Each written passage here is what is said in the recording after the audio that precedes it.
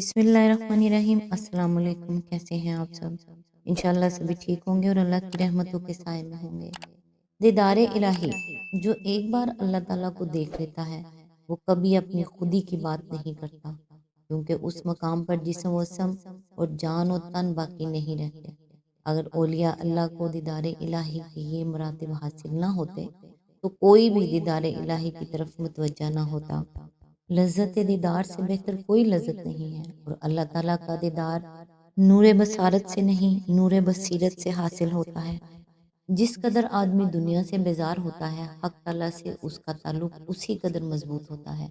इसका ये मतलब नहीं कि घर बार बच्चे छोड़कर जंगल जा बैठे, बल्कि मतलब ये है कि दिल में दुनिया की मोहब्बत ना हो, दुनिया में रहे और फिर भी दुनिया का ना बने। ये है कमाल दरवेशी। दरिया के अंदर रहकर दामन तर न करना बड़ी बहादुरी है, और दरिया के नज़दीक भी ना जाए और कहता फिरे कि मेरा दामन तर नहीं हुआ। ये कौन सी बड़ी बात है? सूफिया कराम के नज़दीक तर्क दुनिया से यही तर्क मोहब्बत दुनिया मुराद है। ये तर्क रूहानी होता है, ना कि जिस्मानी। कमाल ये है कि जिस्मानी तौर पर खल्क में रहे और रूहानी तौर पर उससे बेजार हो। आज इंशाल्लाह सूरत अल आराफ की आयत नंबर 130 से स्टार्ट करेंगे। औज़ुबिल्लाहि मिनश शैतानिर रजीम, बिस्मिल्लाहिर रहमानिर रहीम। हमने फ़िरौन के लोगों को कई साल तक कहत और पैदावार की कमी में मुब्तला रखा कि शायद उनको होश आए। आयत नंबर 131। मगर उनका हाल ये था कि जब अच्छा ज़माना आता तो कहते कि हम इसी के मुस्तहिक हैं, और जब बुरा ज़माना आता तो मूसा अलैहिस्सलाम और उसके साथियों को अपने लिए फाल बद ठहराते। हालांकि दर हकीकत उनकी फाल बद तो अल्लाह के पास थी, मगर उनमें से अक्सर बेइल्म थे। आयत नंबर 132। उन्होंने मूसा अलैहिस्सलाम से कहा, तो हमें मसहूर करने के लिए कोई निशानी ले आए, हम तो तेरी बात मानने वाले नहीं हैं। इसकी तफसीर है, ये इंतहाई हठधर्मी व सुखन परवड़ी थी कि फ़िरऔन के अहले दरबार इस चीज़ को भी जादू करार दे रहे थे कि जिसके मुतालिक वो खुद भी बिल यकीन जानते थे कि वो जादू का नतीजा नहीं हो सकती।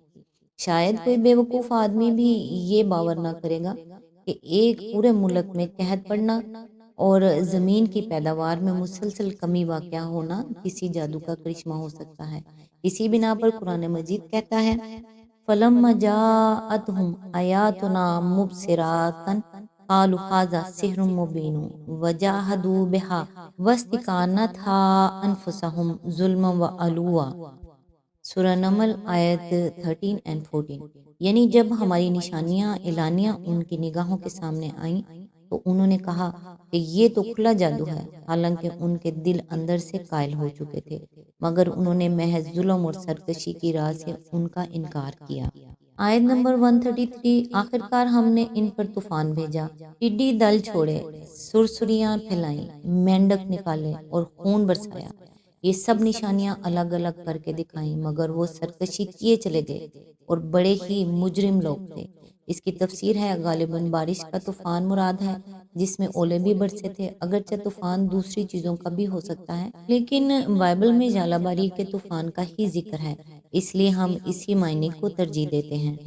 असल में लफ्ज़ कुमल इस्तेमाल हुआ है जिसके कई मायने हैं, जूं, छोटी मक्खी, छोटी टिड्डी, मच्छर, सुरसरी वगैरह। गालिबन ये जामा लफ्ज़ इसलिए इस्तेमाल किया गया है कि बेअक वक्त जुओं और मच्छरों ने आदमियों पर और सुरसरियों घुन के कीड़ों ने गले के ज़ख़ीरों पर हमला किया होगा। आयत नंबर 134। जब कभी उन पर बला नाजिल हो जाती तो कहते, ए मूसा अलैहिस्सलाम, तुझे अपने रब की तरफ से जो मनसिब हासिल है उसकी बिना पर हमारे हक में दुआ कर। अगर अब के तू हम पर ये बला टलवा दे तो हम तेरी बात मान लेंगे और बनी इसराइल को तेरे साथ भेज देंगे।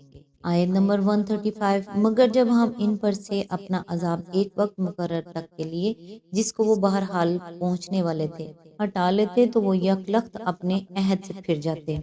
आयत नंबर 136। तब हमने उनसे इंतकाम लिया और उन्हें समंदर में गर्क कर दिया, क्योंकि उन्होंने हमारी निशानियों को झुटलाया था और उनसे बेपरवाह हो गए थे। आयत नंबर 137। और उनकी जगह हमने उन लोगों को जो कमज़ोर बनाकर रखे गए थे اس سرزمین کے مشرق و مغرب کا وارث بنا دیا جس سے ہم نے برکتوں سے مالا مال کیا تھا۔ اس طرح بنی اسرائیل کے حق میں تیرے رب کا وعدہ خیر پورا ہوگا، کیونکہ انہوں نے صبر سے کام لیا تھا، اور فرعون اور اس کی قوم کا وہ سب کچھ برباد کر دیا گیا جو وہ بناتے اور چڑھاتے تھے۔ اس کی تفسیر ہے، یعنی بنی اسرائیل کو فلسطین کی سرزمین کا وارث بنا دیا۔ بعض لوگوں نے اس کا مفہوم یہ لیا ہے کہ بنی اسرائیل خود سرزمین مصر کے مالک بنا دیے گئے، لیکن اس کے معنی کو تسلیم کرنے کے لیے نہ تو قرآن کریم کے اشارات کافی واضح ہیں اور نہ تاریخ و آثار ہی سے اس کی کوئی قوی شہادت ملتی ہے، اس لیے اس معنی کو تسلیم کرنے میں ہمیں تامل ہے۔ آیت نمبر 138، بنی اسرائیل کو ہم نے سمندر سے گزار دیا، پھر وہ چلے اور راستے میں ایک ایسی قوم پر ان کا گزر ہوا جو اپنے چند بتوں کی گردیدہ بنی ہوئی تھی۔ کہنے لگے، اے موسیٰ علیہ السلام، ہمارے لیے بھی کوئی ایسا معبود بنا دے جسے ان لوگوں کے معبود ہیں۔ موسیٰ نے کہا، تم لوگ بڑے نادانی کی باتیں کرتے ہو۔ اس کی تفسیر ہے، بنی اسرائیل نے جس مقام سے بحر احمر کو عبور کیا وہ غالباً موجودہ سویز اور اسماعیلیہ کے درمیان کوئی مقام تھا۔ یہاں سے گزر کر یہ لوگ جزیرہ نما سینا کے جنوبی علاقے کی طرف ساحل کے کنارے کنارے روانہ ہوئے۔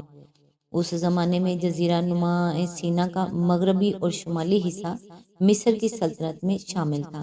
جنوب کے علاقے میں موجودہ شہر طور اور ابو زنیمیہ کے درمیان تانبے اور فیروزے کی کانیں تھیں، جن سے اہل مصر بہت فائدہ اٹھاتے تھے، اور ان کانوں کی حفاظت کے لیے مصریوں نے چند مقامات پر چھاؤنیاں قائم کر رکھی تھیں۔ انہی چھاؤنیوں میں سے ایک چھاؤنی مفقہ کے مقام پر تھی، جہاں مصریوں کا ایک بہت بڑا بت خانہ تھا، جس کے آثار اب بھی جزیرہ نما کے جنوبی مغربی علاقے میں پائے جاتے ہیں۔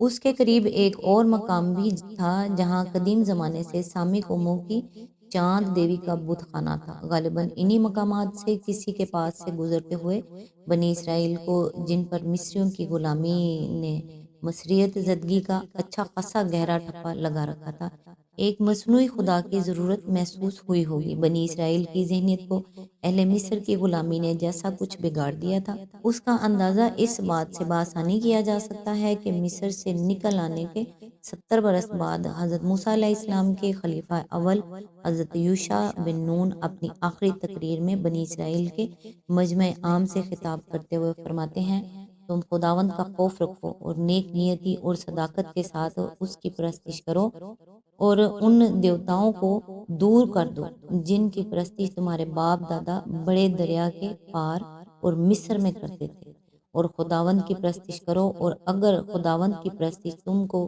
بری معلوم ہوتی ہے تو آج ہی تم اسے جس کی پرستش کرو گے چن لو۔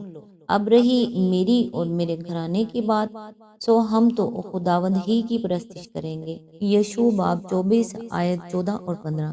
اس سے اندازہ ہوتا ہے کہ 40 سال تک حضرت موسیٰ علیہ السلام کی اور 28 سال تک حضرت یشوع کی تربیت اور رہنمائی میں زندگی بسر کر لینے کے بعد بھی یہ قوم اپنے اندر سے ان اثرات کو نہ نکال سکی جو فرعونہ مصر کی بندگی کے دور میں اس کی رگ رگ کے اندر اتر گئے تھے۔